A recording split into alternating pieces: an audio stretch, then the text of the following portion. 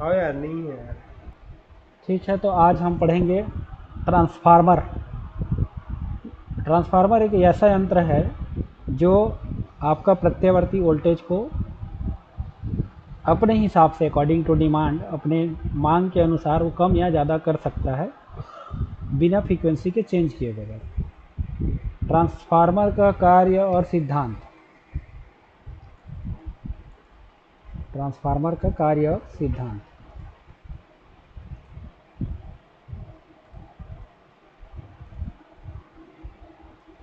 तो transformer basically German scientist Faraday के विद्युत चुंबकीय प्रेरण के नियम से कार्य करता है। और ये विद्युत चुंबकीय प्रेरण क्या है? विद्युत चुंबकीय प्रेरण ऐसा है कि जब मैं किसी विद्युत परिपथ में आपका या किसी आयरन पीस में मैं करंट या धारा प्रवाह करता हूँ, तो उसके नज़दीक के आयरन पीस में भी विद्युत धारा का प्रवाह होता है। इसको ही बोलते हैं आपका विद्युत चुंबकीय प्रेरण। कहने का मतलब ये है कि जैसे एग्जाम्पल के लिए लोग बोलते हैं कि संगति अच्छे करना चाहिए, है ना, कि पढ़ने वाले हैं तो पढ़ने वाले के साथ और कुछ जो भी है, तो संगति का जो प्रभाव पड़ता है, दोस्ती फ्रेंडशिप का जो प्रभाव पड़ता है वो उसी प्रकार का है। यदि पहला वाले में अच्छा गुण है तो दूसरे वाले में भी वो ट्रांसफ़र होता है। तो यहाँ भी वही होता है। विद्युत चुंबकीय प्रभाव का मतलब ये है कि जब पहले वाले में फ्लक्स जनरेट होता है तो दूसरे में ऑटोमेटिकली वह ट्रांसफ़र हो जाता है। इसके अनुसार परस्पर निकट के दो कुंडली में परिवर्तन फ्लक्स का प्रभाव क्षेत्र की स्थिति में दूसरी कुंडली में विद्युत वाहक प्रभाव होता है। जैसे ये डायग्राम में बताया गया है कि ये प्राइमरी कॉइल है ये, और ये सेकेंडरी कॉइल है। तो प्राइमरी कॉइल में जब V1 सप्लाई मैं देता हूँ और यहाँ पे E1 विद्युत जनरेट होता है, तो ये फ्लक्स φ1 जनरेट हो जाता है और φ1 फ्लक्स 2 से लिंक करता है। जब दोनों आपस में होता है तो यह टोटल फ्लक्स φ जनरेट होता है, तो E2 जनरेट होता है और V2 जनरेट होता है। दोनों कुंडली के माध्यम से आपका चुंबकीय परिपथ में नर्म लोहे के कुंडली के टुकड़े में सिकलन हो जाता है। आपका ये फार्मूला होता है E=NdΦ/t। टी दो है rate of change of flux. अब rate of change of flux क्या होता है? जैसे मैं 1 घंटे के लिए किसी कुंडली में फ्लक्स की प्रवाह करता हूँ तो वो कितने 1 सेकंड में कितना पर यूनिट एरिया को क्रॉस करता है, वो rate of change of flux होता है। N नंबर ऑफ टर्न्स होता है, E होता है ईएमएफ। तो इसके अनुसार आपका काम करता है। अब देखते हैं संरचना। ट्रांसफार्मर की संरचना कोर, प्राथमिक कुंडली, द्वितीयक कुंडली। कोर क्या है? ये इसमें दिखाया है, ये कोर है, ये कोर है, और ये प्राथमिक कुंडली है और ये द्वितीयक कुंडली है। अब देखिए कोर क्या है। कोर को बनाने के लिए नर्म लोहे की पट्टी का उपयोग किया जाता है जो आयताकार रहता है, तथा इनमें बीच का आकार भाग काट कर अलग कर लिया जाता है और इसको विद्युत रोधी पदार्थ से क्या किया जाता है? लेपित किया जाता है, जिसको माइका इंसुलेशन बोलते हैं। अब इसमें हम भंवर धारा प्रवाहित करते हैं जिसके कारण इसमें फ्लक्स जनरेट होता है और वो आपका दूसरे कुंडली से जाके मिलता है। प्राथमिक कुंडली वह होता है जो मुख्य सप्लाई से जुड़ा होता है, द्वितीय कुंडली वह होता है जिससे आउटपुट लेते हैं। अब कार्यविधि देखते हैं।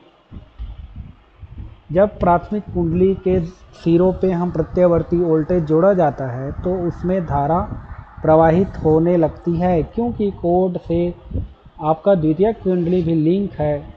अतः कुंडली के प्रत्यावर्ती वोल्टेज के कारण कोर में फ्लक्स जनरेट होता है और यह फ्लक्स प्रत्यावर्ती होने के कारण द्वितीय कुंडली में क्या होता है? परिवर्तित हो जाता है या उसमें संचरित हो जाता है। तो द्वितीय कुंडली में उत्पन्न विद्युत वाहक बल आपका प्रारंभिक कुंडली के बल को अपोज करता है इस प्रकार से। तो इस प्रकार से द्वितीय कुंडली में भी ईएमएफ उत्पन्न हो जाता है। ये देख लीजिए ट्रांसफार्मर का आपका फेजर डायग्राम।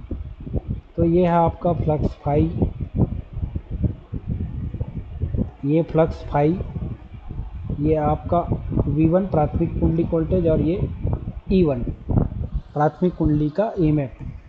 अब जब मैं फ्लक्स फाई में आपका विद्युत धारा V1 प्रोवाइड करता हूं तो वहां पे आपका जनरेट होता है आपका ड्रॉप के साथ I, आपका I1 Z1। ये अब मैं इस V1 और I1 के बीच का मैं लाइन खींचता हूँ तो तो उस केस में आपका एक I0 बनता है और दूसरा I2 बनता है। दोनों को परिणामी लेके चलता हूँ तो यहाँ पे आपका टोटल करंट I1 आपका प्रोड्यूस हो जाता है। ट्रांसफार्मर के प्रकार बनावट के आधार पर core type transformer, shell type transformer, शक्ति के आधार पर distribution transformer, power transformer, core type transformer. Core type transformer वह ट्रांसफार्मर होता है जिसमें कोर की बनावट एल टाइप और ई टाइप का होता है। तो ये देख लीजिए कोर टाइप ट्रांसफार्मर, ये इसके प्राइमरी कुंडली और सेकेंडरी कुंडली अलग अलग होता है, ये कोर टाइप ट्रांसफार्मर है। दूसरा है shell type transformer. Shell type transformer में आपका ई शेप का रहता है उसका कोर। कोर टाइप ट्रांसफार्मर में एल शेप का रहता है, इस टाइप से काट दिया जाए तो ये देखिए दो उल्टा एल आपस में जुड़ा हुआ है, तो ये है आपका कोर टाइप ट्रांसफार्मर। इसमें कुंडली, दोनों कुंडली अलग अलग रहता है। सेल टाइप ट्रांसफार्मर आपका ई शेप का रहता है जिसमें प्राथमिक कुंडली और द्वितीयक कुंडली इस टाइप से यहाँ पे सेल टाइप ट्रांसफार्मर में और रहेगा, और जिसमें कुंडली यहीं पे रहेगी, प्राथमिक कुंडली और द्वितीयक कुंडली। उसके बाद जो होता है ट्रांसफार्मर की क्षमता, आउटपुट अपन इनपुट। तो output upon input V I cos phi, V I cos phi plus loss को अपन कैलकुलेट कर दिए, आयरन लॉस और कॉपर लॉस। ये मैक्सिमम एफिशिएंसी की दक्षता ये होती है कि आयरन लॉस और कॉपर लॉस की वैल्यू क्या होती है, समान होती है। समान कर दिया, ये इस टाइप से V upon I R put up कर दिया। अब जो आता है ट्रांसफॉर्मेशन रेशियो, तो ट्रांसफार्मर रेशियो होता है V1 अपन V2, E1 अपन V2। कहने का मतलब ये है यदि मैं V1 को बढ़ाऊँ तो E1 भी बढ़ेगा, V2 को बढ़ाऊँ तो V2 भी बढ़ेगा, लेकिन I2 कम होगा, I1 कम होगा। ये सारा चीज़ें एक दूसरे में कनेक्टेड है, संबंध रखता है।